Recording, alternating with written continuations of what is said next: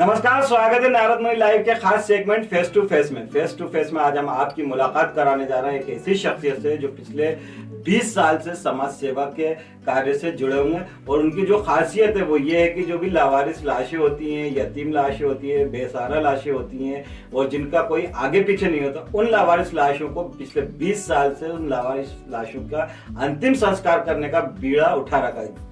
जी हाँ, हम बात कर रहे हैं मध्य प्रदेश के वरिष्ठ पत्रकार रहे राधे श्याम अग्रवाल जी की, जो अपनी संस्था के माध्यम से ये नेक कार्य को अंजाम दे रहे हैं। बहुत बहुत स्वागत है राधे श्याम जी आपका हमारे चैनल पर। सबसे पहला सवाल आपसे मेरा यही है कि ये जो आपने एक समाज सेवा का बीड़ा उठाया और खास तौर से जो लावारिस लाशें होती हैं उनका अंतिम क्रियाकलाप और अंतिम संस्कार करने का जो बीड़ा उठाया, इसका ख्याल आपके मन में एकदम से कैसे आया? सन 2000 के दशक में मैं दैनिक भास्कर की सेवाओं से निपट गया, तो फिर मैंने सोचा कि एक अचानक का केस, उसी समय घटना ऐसी घटी कि मुझे बम्बई जाने का मौका लगा। तो परेल रेलवे स्टेशन पे तेज गति की ट्रेन, अर्बन ट्रेन के आने के गुजरने के पहले मैं उसमें से क्रॉस करके 2 नंबर से 1 नंबर पे पहुंच गया। और 2 नंबर पे कोई जो व्यक्ति रुक गया था मेरे पास आया और बोला कि तुम्हारे तो घर बच्चे उड़ जाते, तुम तो लावारिस हो जाते, तुम्हारे टुकड़े टुकड़े, तुम्हारे तो एक वोट के तुम्हारी देखो मौत वहाँ खड़ी है। मैंने बाद देखा कि परेड पे एक ट्रेन खड़ी हुई थी, मुझे झकझोर दिया। और उस घटना ने मुझे लावारिस शब्द को ऐसा परिवर्तन किया। 20 साल हो गए, उस लावारिस ने मेरे इन हाथों से, लावारिस से कम से अभी तक 8,500 ऐसे लोगों का जिनका कोई धरी धोरी नहीं था, यतीम हो गए, सड़क पर उनको मरे हुए लोग छोड़ गए, हमीदिया अस्पताल में उनके परिजन छोड़ के भाग गए, नवजात शिशुओं को कोई झाड़ियों में फेंक के चला गया, कोई महिला का मर्डर करने के बाद उसको वो हो गया तो उसकी कोई पता नहीं चला।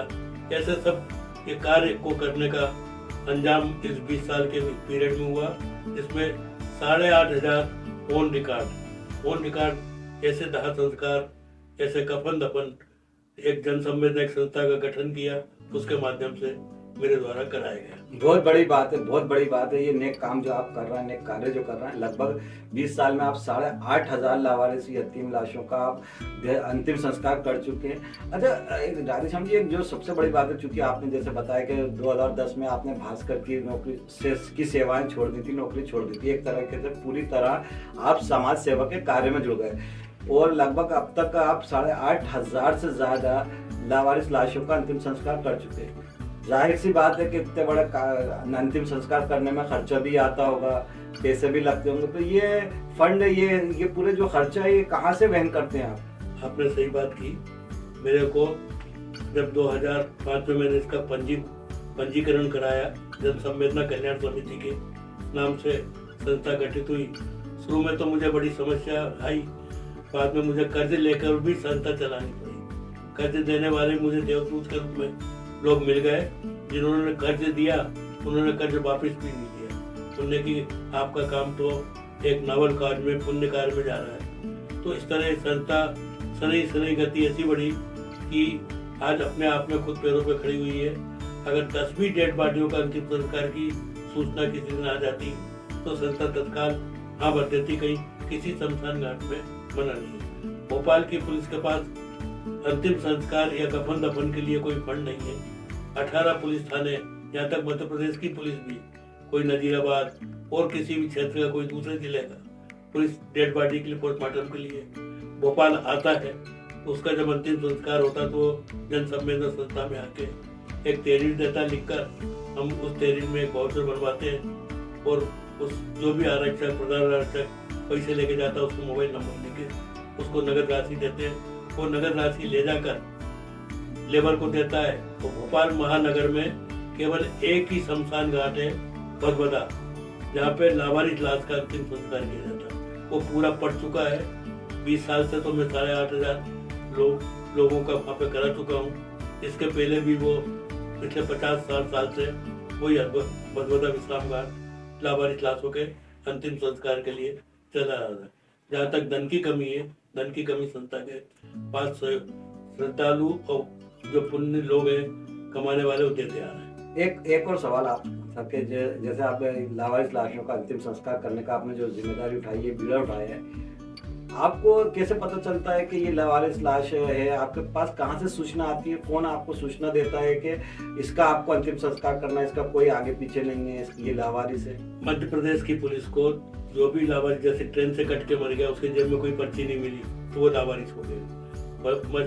पुलिस उसको उठा के पोस्टमार्टम कराती है नगर निगम की गाड़ी से ले जाकर, और पोस्टमार्टम कराने के बाद उधर बड़ौदा ले जाके जाती तो हमारे पास आके उसकी जो आर्थिक सहयोग राशि है जो दफनाता है उस व्यक्ति की संस्था द्वारा पे की जाती है, वो संस्था से पैसा लेके उसको वो दफना के आते हैं। ये तो ये हो गया।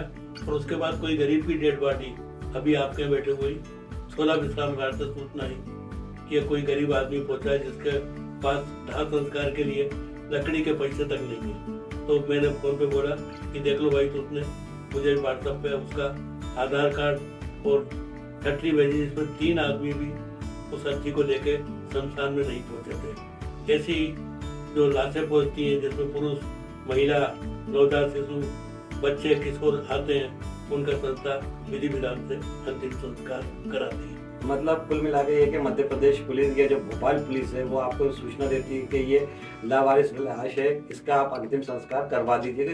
आपको भोपाल पुलिस से और दूसरे सोर्सों से सूचनाएं मिलती हैं जिनका आप अंतिम संस्कार करते हैं। इसके अलावा राधेश्याम जी ये भी है आप इसके अलावा जो निराश्रित लोग हैं, जो गरीबी रेखा के नीचे लोग हैं, जो बेसहारा लोग हैं, उनके अंतिम संस्कार में भी आप सहयोग करते हैं? बिल्कुल करते हैं। और इसके पूर्व, मरने के पूर्व भी ऐसे लोग जो फुटपाथों पे, अस्पतालों के बाहर और कहीं भी अपना डेरा डाले पड़े हुए हैं, ऐसे लोगों के बीच में रोजाना भोजन के पैकेट, उन लोग अन्नपूर्णा चलित भोजन सेवा है पूरे महानगर में, उस पैकेट पॉइंट बना दिए। जैसे एम्स अस्पताल है, प्रेरणा ट्रस्ट वहाँ पर बांट रही है मीडिया में, हम हमारी गाड़ी रोजाना 200-250 लोगों को, जरूरतमंदों को, रोगियों के परिजनों के साथ, और भी बेचारे बेशक जरूरतमंद है जो उनकी आर्थिक स्थिति सही नहीं है, 1-1, 1.5, 2-2 महीने उनको अस्पताल में इलाज के लिए पड़े हो जाता है, आर्थिक स्थिति से गुजरते, ऐसे लोगों को हम भोजन के पैकेट बांटते हैं। आप चाहे तो हमारे बिल्कुल नहीं, आपने बहुत अच्छी बात कही, ये मुझे पता था आपने बताया भी है, और मेरे को पहले से भी पता है कि आप रोजाना जो गरीब लोग हैं, जो गरीबी रेखा के नीचे लोग हैं, अस्पतालों में रहते हैं, जो बाहर से आते हैं, उनको लगभग 200 लोगों को रोजाना भोजन भी कराते हैं। मेरा सवाल फिर वही आता है कि रोजाना 200 लोगों का भोजन कराना, अंतिम जो लावारिस लाशें हैं उनका अंतिम संस्कार कराना, इसके लिए तो काफी धन खर्च होता होगा, काफी फंड खर्च होता होगा। बिल्कुल सही कहा आपने, क्योंकि मैं पत्रकारिता से निवृत्त हुआ था और इस पर ने मुझे कुछ और योजनाएं दी, तो वही मेरे को एक योजना देता गया। तो जैसे दैनिक भास्कर पत्रिका, अखबारों में जो अंतिम संस्कार की सूचनाएं आती हैं, उन अंतिम संस्कार की सूचना का हमने एक डेटा बना रखा है, तो डेटा बनाकर कंप्यूटराइज कर रखा है। तो हम अभी मेरे पास 22 साल का रिकॉर्ड मिल जाएगा कि 22 साल पहले आज की तारीख में किसकी डेट हुई थी, और हम पिछले 3 साल का रिकॉर्ड देखते हैं, और 3 साल का रिकॉर्ड देखते हुए उनको चिट्ठी 8 दिन पहले लिखते हैं, वो भी स्पीड पोस्ट से उनको चिट्ठी भेजी जाती है कि भाई भला मन्नू लाल जी, आपके परिवार में नन्नू लाल जी, आपके पिताजी की मृत्यु हो गई थी आज की तिथि पे, और उसमें हम श्रद्धांजलि व्यक्त करते हैं, क्यों ना आप उनकी तिथि पे गरीबों को, निराश्रित बेसहारों को भोजन कराएं, नहीं तो किसी का दाह संस्कार में मदद कर दें। ये जब उनके पास चिट्ठी जाती है तो वो, हमारा मानना है भोपाल महानगर है, ये 5-10 तो रोज की डेथ होती है, कुछ तो अखबारों छपाते हैं, कोई नहीं छपाते, तो ऐसे ऐसे लोगों से संपर्क होता गया और वो कारवां बढ़ता चला गया। हमारे पास 365 दिन तक की बुकिंग रहती है, कोई 50 भोजन के पैकेट की बुकिंग करा लेता है, कोई 100 की करा लेता है, कोई 150 करा लेता है। एक दिन 200-250 बढ़ता है, तो लोगों से हमारे स्टाफ के लोग काउंसलिंग करके बात करते हैं, जो चिट्ठी पहुंचने के बाद 1 दिन पहले, जैसे आज 22 है, कल 23 का ऑलरेडी बुकिंग हो गया, तो आज भी हम 250 पैकेट भोजन के बांट के आए, और उसमें 3 परिवार के लोग जुड़े, तो पुण्यतिथि वाले जुड़े और एक का जन्मदिन था वो जुड़ा। तो हम कहते हैं जन्मदिन, मेवाई की स्मृति, इनके सबकी एक स्मृति के पूर्ण पे याददाश्त, और फिर काउंसलिंग। पत्ते की आप स्पीड पत्र भी मिलना, फिर पत्र के बाद उनको फोन करना। हमारा मानना है कि 4 में 2 तो तैयार हो जाएंगे, 2 नहीं तो 1 तैयार हो जाएगा, और नहीं हो तो इस तरह से ये श्रृंखला चलती रहेगी और रुकेगी नहीं। बिल्कुल श्रृंखला चलती रहनी चाहिए। जो आप कार्य कर रहे हैं वो एक ऐसा कॉज, नोबल कॉज है जो हर कोई के बस की नहीं होती। और ये आपने अलग अलग लोग समाज सेवा करते हैं, अलग अलग समाज सेवा के क्षेत्र में अलग अलग क्षेत्रों में काम करते हैं, लेकिन जो आपने समाज सेवा का क्षेत्र चुना है वो अपने आप में एक मिसाल है। एक और जो सवाल था राधेश्याम जी के, सब लोग आपको, आम लोग भी सहयोग करते हैं, दूसरे लोग भी सहयोग करते हैं, लेकिन सरकार से आपको इसमें कितना सहयोग मिलता है? सरकार आपको क्या सहयोग करती है? सरकार से थोड़े दिनों तक जन अभियान परिषद ने सहयोग किया, और जनसंपर्क विभाग द्वारा एक स्मारिका का प्रकाशन होता है, तो उनसे थोड़ा बहुत सहयोग मिल जाता है। मेरे को CSR संस्था को CSR मिला हुआ है, ये कारपोरेट सोर्सेज रिसोर्स है, जिसमें 5% 2% बड़ी बड़ी कंपनियों को देना पड़ता है। उस CSR के तहत अभी पिछले 2 बार से बल्क में पेमेंट संस्था के पास अमाउंट आया है ऑटोमेटिक। हमें मालूम ही नहीं, कौन लोग थे उन्होंने हमको बड़ी बड़ी कंपनियों ने हमको इकट्ठा पेमेंट दिया है CSR में। और CSR में छोटा मोटा अमाउंट नहीं था, 1 लाख 2 लाख 3 लाख से ऊपर के अमाउंट वो संस्था को भेजते हैं साल में एक बार। बिल्कुल गुप्त दान, महादान के कहा जाता है। जो किसी भी तरह का जो महादान होता है या दान होता है उसको गुप्त रूप से किया जाए तो वही महादान माना जाता है। राधेश्याम जी, बिल्कुल आप जो काम कर रहे हैं एक अलग तरह का काम कर रहे हैं। सरकार से भी आपको सहयोग मिलता है, आम जनता से भी सहयोग मिलता है, लोगों से भी सहयोग मिलता है। तो इसके अलावा क्या कुछ समस्याएं भी आपके सामने आती होंगी, कई तरह की समस्याएं भी आती होंगी। तो जब आप अंतिम संस्कार करते हैं लावारिस लाशों का, या जो गरीब लोगों को अस्पतालों में जाकर भोजन वितरित करते हैं उस समय, तो कुछ कई तरह की समस्याओं को तो किस तरह की समस्याएं आती हैं, उन समस्याओं को निराकरण और निदान कैसे करते हैं, उनका सामना कैसे करते हैं? उन समस्याओं को जूझना पड़ता है, और समस्याओं को अगर अपन गले लगा बैठे तो एक जो काम करना चाह रहे हैं वो काम नहीं कर पाएंगे।